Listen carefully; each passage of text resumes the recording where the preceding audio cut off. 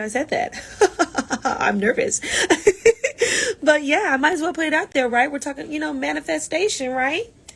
This is the beginning of the year. We should be manifesting these things that we want. So yes, I would love to create a role. That's what I would love to do. I am not going to Toronto because I am a part of the Broadway company. So I'll be right here in New York City. Plus, my husband and my son are here. So I would love to stay right here in New York City with my family. Yes, manifested. What are y'all manifesting? Shout out some things that y'all are manifesting.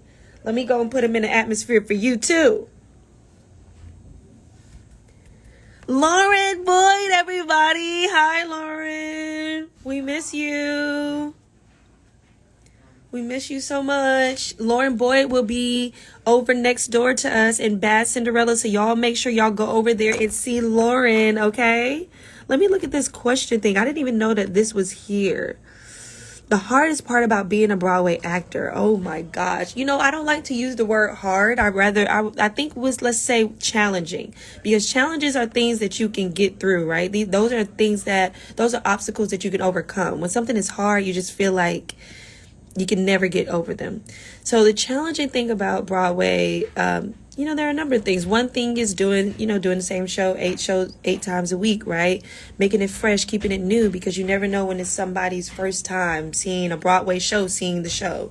And just, creating ways to make it fresh for yourself, whether that be creating a new character for yourself within your track, or digging deeper, finding a new focus, those types of things. I would also say not seeing your family, man. We work Broadway 365. We do 8 shows a week, and we only have 1 day off, which typically is a Monday. That is the Broadway schedule. And so we're performing for other families, but that means that a lot of times we're not getting a chance to travel and see our families. Well, we have to make time. We have to make time, right? To see our families. And that is something that I am getting better at, especially since I am a first-time mom. My baby is 2 years old. You saw him earlier in the earlier stories if you were checking out the stories. But I would say that is definitely a challenge of just, making sure you find time for your loved ones with this very rigorous schedule. Yeah.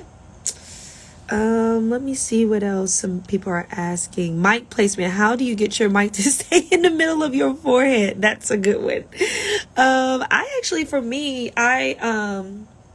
I put a little, I'll show you guys later when I go down, but I put a little hairpin right here at the top, and then my wig lays on top of it, and so my mic stays down, and then I pin it all the way through the back there. Yeah. Let's see, what other questions are we asking? Who is your favorite Skylar sister? I wonder if that means in terms of, I like all the Skylar sisters, to be quite honest with you. Both the human beings that play them and the characters.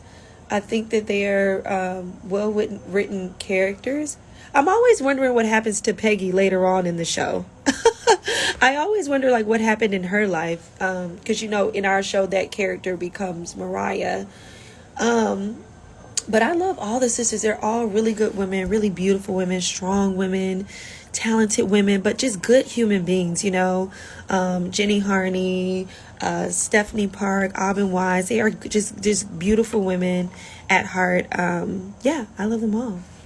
What's Woman 4? Woman 4 is the track. So in our show, each ensemble track is given a number.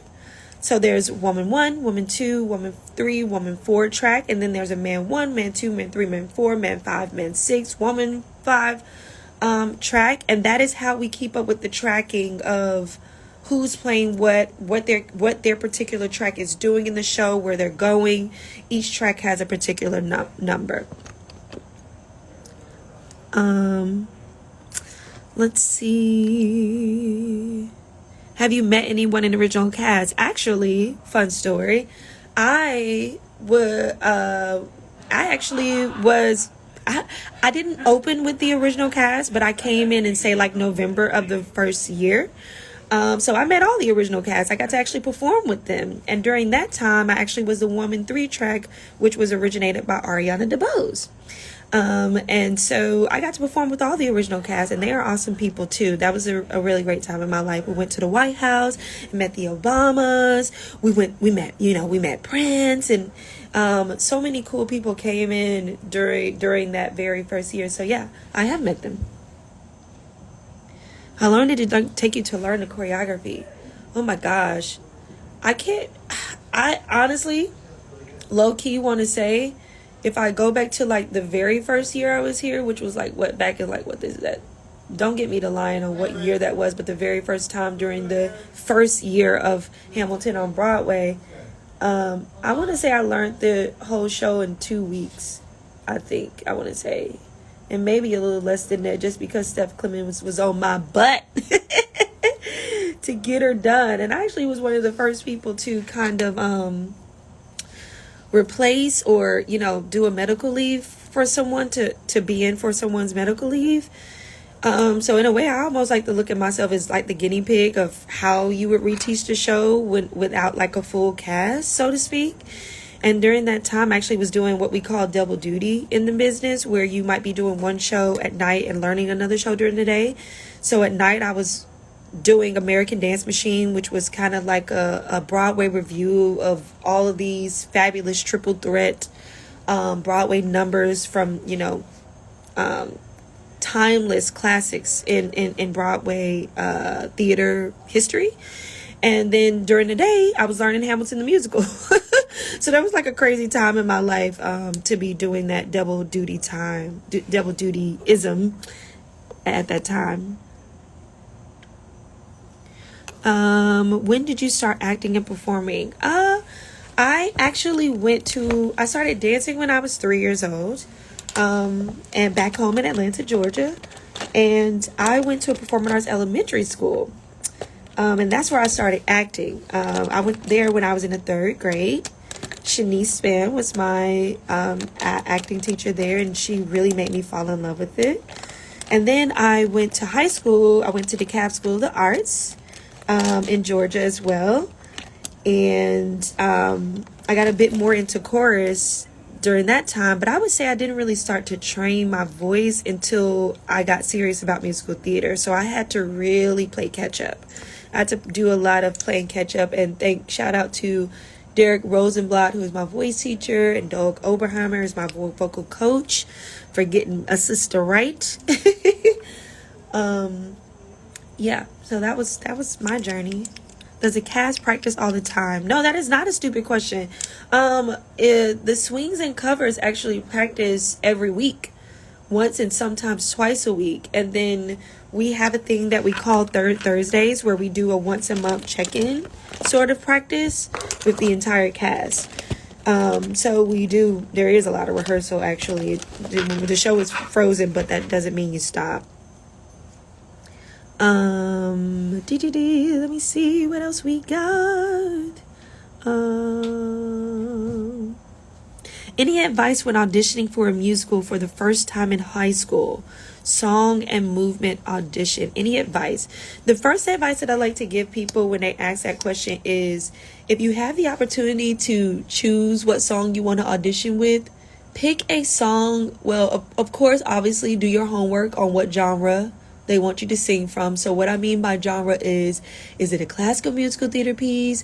Do they want a contemporary musical theater song? Do they want R&B, pop, gospel? Do they want country? Do they want something more indie, bluegrass? Like, really do your homework on the show that you're auditioning for. And then from there, make sure that you pick a song that actually means something to you. Like, pick a song that you can connect with. And that can mean connect with it in joy, connect with it in angst, connect with it and have it relate to something that happened to you in life. And the reason I give that advice is because I feel like, one, you're going to need to actually act the song, but I also feel like it helps with the nerves a bit. You know, when you pick a song you actually enjoy singing, you're thinking less about how it sounds and more about like what it is you're trying to portray, right? Like what it is that you're singing. What are you talking about? What is the story, the storytelling behind the song? And that helps me with my nerves when I'm actually like singing a song that I enjoy. And then the other advice that I would get, oh, it's Broadway's Tati. Oh, hello. Say hello, everybody. Hi. Do you This see is my cheeks right now? I like the rosy cheeks. I like the rosy cheeks. She is our fabulous standby. That means that she stands by for all 3 Skylar sisters, and at any point she has to go on. And every time she goes on, honey, she's fabulous. She slays. She slays, honey. She slays. I'm sure some of you have actually seen her in the show. So, let me see what else we got. My after show routine. I do a vocal cool down. Yes, she does. Out loud. She does. As soon as we get off stage, she's like, oh, no, you don't know me. No, you don't know me. Yes, I am serious about the vocal cool down because I had to have vocal surgery back when I did Cinderella, the musical on Broadway. And I have to take care of my instrument. So I really try to make sure I do a vocal cool down to reset the voice for the show. And I like to do a little body cool down. When I get home, I like to do a little bedtime yoga. Yoga with Adrian is my particular favorite on YouTube. I do a little bedtime yoga. And sometimes I'm naughty and I eat ice cream. I know. Sometimes I'm naughty and I really need that ice cream. But I'm going to stop doing that though because I can't keep putting that ice cream on my cords, okay? it just started literally on yesterday and then today. Oh, it is half hour. About time to get started for the show.